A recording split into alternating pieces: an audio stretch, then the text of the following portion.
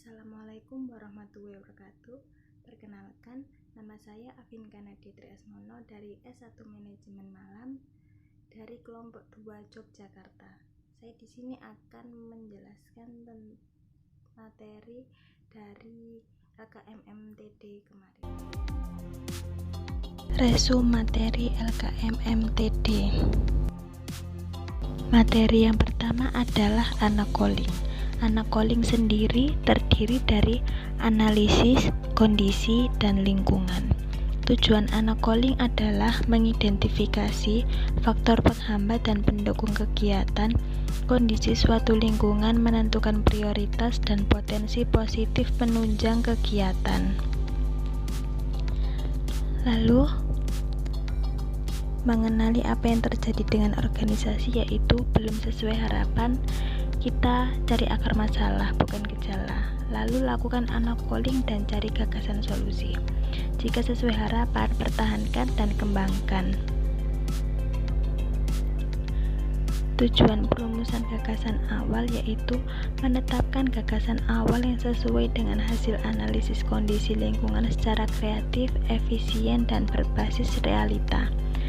Kriteria gaspol atau gagasan awal yaitu menarik, fasilitas atau dukungan ada, penting, mudah, murah, dan memandang ke depan berdasarkan titik tolak situasi sekarang. Cara menganalisis gagasan awal menjadi sebuah program kerja melalui SWOT, yaitu strengths, kekuatan, weakness, kelemahan, opportunity, peluang, dan threat, ancaman. Anak calling yang berarti analisis kondisi dan lingkungan mempunyai arti tersendiri, yaitu analisis yaitu penyelidikan terhadap suatu peristiwa, karangan, perbuatan, dan sebagainya untuk mengetahui keadaan yang sebenarnya. Kondisi yaitu keadaan sesuatu yang secara langsung maupun tidak langsung menyebabkan perubahan. Sedangkan lingkungan adalah keadaan di sekeliling dan di sekitar kita. Materi yang kedua adalah rencana kerja dan kepanitiaan. Tujuan materi ini adalah dapat memahami pentingnya rencana kerja dan kepanitiaan sebagai instrumen perencanaan dan manajemen program-program organisasi, memiliki keterampilan dasar dalam rencana kerja dan kepanitiaan. Setiap organisasi memiliki cita-cita, visi, misi, dan tujuan untuk mencapai hal tersebut.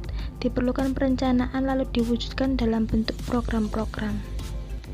Langkah alternatif menyusun rencana kerja. Yang pertama, identifikasi tugas atau pekerjaan yang akan dilaksanakan. Urutkan tugas-tugas yang lebih dahulu dilakukan dan mana yang belakangan. Tetapkan tujuan atau sasaran tiap tugas. Tetapkan waktu untuk masing-masing tugas. Tuliskan siapa yang akan melaksanakan tugas tersebut. Tetapkan strategi. Tuliskan pihak-pihak yang akan terlibat. Tahapan penyusunan rencana kerja ada 4. Penyusunan rancangan rencana kerja, dan yang kedua penetapan rencana, ketiga pengendalian pelaksanaan rencana kerja, dan yang terakhir keempat evaluasi rencana kerja.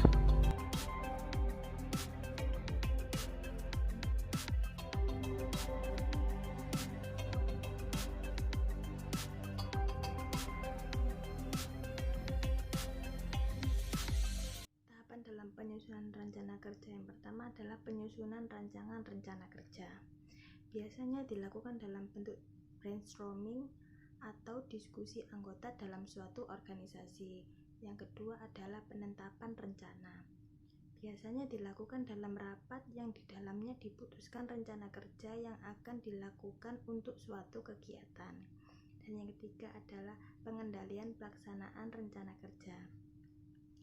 Biasanya dilakukan mulai dari persiapan sampai pelaksanaan suatu kegiatan. Dan yang terakhir adalah evaluasi rencana kerja. Biasanya dilakukan dalam beberapa tahap. Setidaknya 2 tahap, yaitu tengah dan akhir kegiatan. Evaluasi berguna untuk perbaikan dan mengukur progress report dan keberhasilan pelaksanaan suatu kegiatan. Jadi, rencana kerja hampir serupa dengan proposal. Bedanya adalah Rencana kerja didasarkan pada suatu proyek atau kegiatan. Tujuan rencana kerja harus finite, tepat, dan dapat diverifikasi. Rencana kerja tidak sekedar terfokus pada anggaran dan waktu pelaksanaan, tetapi rencana kerja yang baik akan lebih luas dalam memanajemen suatu kegiatan atau proyek. Materi yang ketiga adalah administrasi dan kesekretariatan. Definisi administrasi keuangan, suatu proses untuk mencatat, menggolongkan, meringkas, melaporkan, dan menganalisis data keuangan dari suatu organisasi atau perusahaan. Prinsip administrasi keuangan arahnya jelas, sederhana, mudah dimengerti. Dalam mengontrol anggaran, pengeluaran harus sesuai dengan rencana. Sekecil apapun pengeluaran dan pemasukan harus dicatat, dapat dipertanggungjawabkan sesuai aturan. LPJ merupakan bukti pemakaian uang yang diberikan oleh lembaga, rektorat, ketua sekolah tinggi, fakultas, program studi, atau jurusan. LPJ dibuat dan diberikan ke lembaga setelah kegiatan dilaksanakan. LPJ dibuat rangkap 3, 1 asli dan 2 fotokopian. Urgensi kesekretariatan merupakan salah satu elemen yang sangat penting dalam menyokong organisasi. Bagaimana sistem pengelolaan administrasi, sistem manajemen pengarsipan data dan informasi hingga kerapian sekretariat. Sekretariat sebuah organisasi harus memiliki tempat tersendiri sebagai base camp yang berfungsi sebagai pusat administrasi serta tempat silaturahmi, bekerja dan berkoordinasi antar pengurus.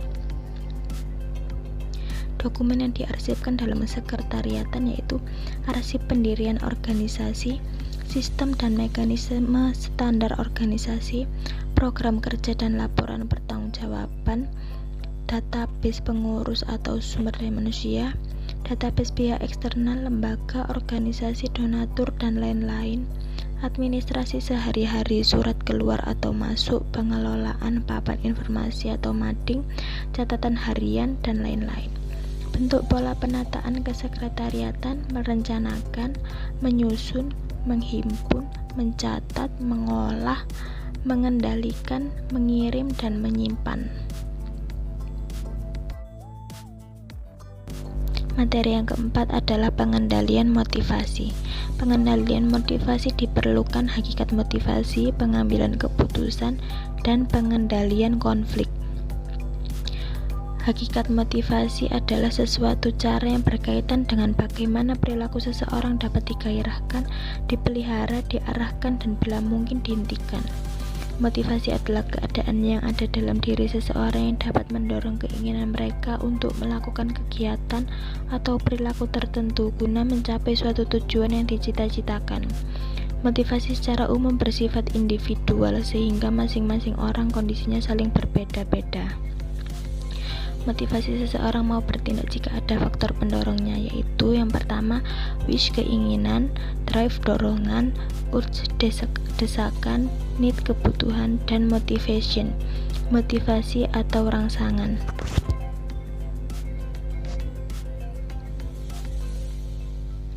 Pengambilan keputusan manusia hidup didorong dan digerakkan oleh keputusan-keputusannya yang diambil secara sadar atau tidak. Prinsip pengambilan keputusan, prinsip efisiensi, prinsip keluasan atau fleksibilitas, prinsip ketersediaan alternatif, prinsip adanya kendala. Langkah-langkah dalam pengambilan keputusan yaitu observasi, merumuskan masalah secara lugas, mengajukan alternatif lainnya, menentukan alternatif terbaik menurut kriteria tertentu, menguji alternatif yang telah dipilih untuk memecahkan masalah, dan merumuskan skenario pengendalian.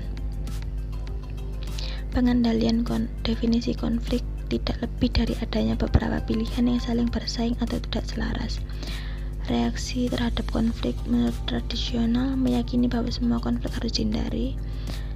Dalam human relation percaya bahwa konflik adalah alamiah dan tidak bisa dihindari pada sebuah kelompok.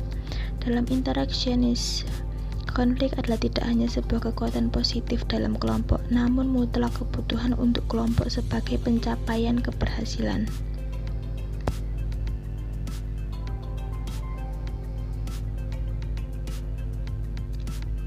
Sumber konflik yang pertama adalah sumber faktor komunikasi, faktor struktur tugas maupun organisasi, faktor yang bersifat personal, dan faktor lingkungan.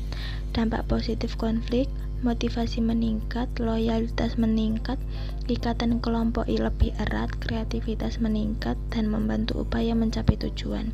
Dampak negatif konflik, produktivitas menurun, kepercayaan merosot, informasi dirahasiakan atau arus komunikasi berkurang, timbul masalah moral, dan proses pengambilan keputusan tertunda. Materi yang kelima adalah pengembangan program kerja. Pengembangan program kerja mencakup teknik penyusunan usulan kegiatan dan penyempurnaan usulan kegiatan. Teknik penyusunan usulan kegiatan yaitu buat metrik program kerja selama satu periode kepengurusan, berikan kesempatan masing-masing bidang atau SEI merancang usulan kegiatan selama satu periode, penolakan usulan kegiatan dari masing-masing bidang, usahakan usulan kegiatan tidak terlalu banyak namun juga tidak terlalu sedikit, pertimbangkan dengan SWOT, isilah berdasarkan prioritas bidang yang ada. Isilah berdasarkan kebutuhan bukan yang keinginan.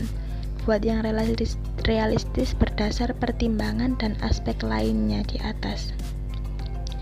Penyempurnaan usulan kegiatan ada 3, jadwal, strategi, dan sasaran. Aspek yang mempengaruhi dalam merumuskan usulan kegiatan yaitu kondisi lingkungan organisasi, kepekaan diri, wawasan diri, motivasi diri, visi dan misi, analisis SWOT, kepentingan diri dan organisasi, ketersediaan sumber daya manusia dan sumber daya lainnya, dan lain-lain. Materi yang terakhir adalah berbagi pengalaman model usulan dan pelaksanaan kegiatan. Pengembangan soft skill dan hard skill di era pandemi.